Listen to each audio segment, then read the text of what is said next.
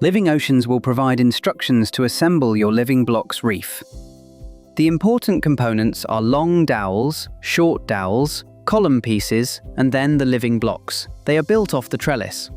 The long dowels are used to connect the blocks to the trellis. The first layer will be the column pieces.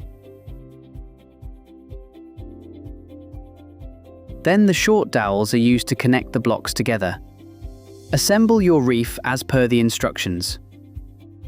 If the block piece is detached, you can simply push the dowels into the dowel hole of the block pieces and reattach them. To attach a block piece to the reef, simply insert the dowels into the dowel holes of the blocks and push until you hear a click.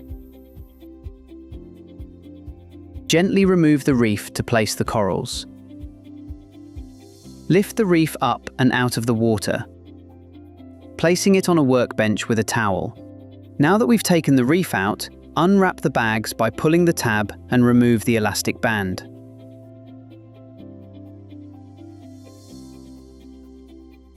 With clean hands, with no contaminants, pick out the corals and identify the holes in the reef that you want to plug.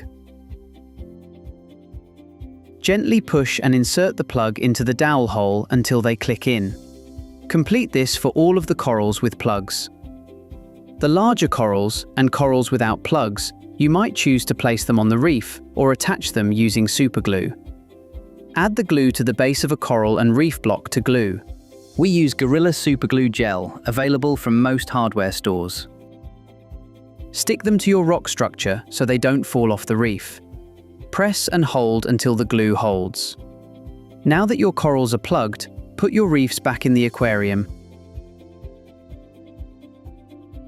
Push it as far down in to the sand as practical so that the trellis is covered. Thank you for watching.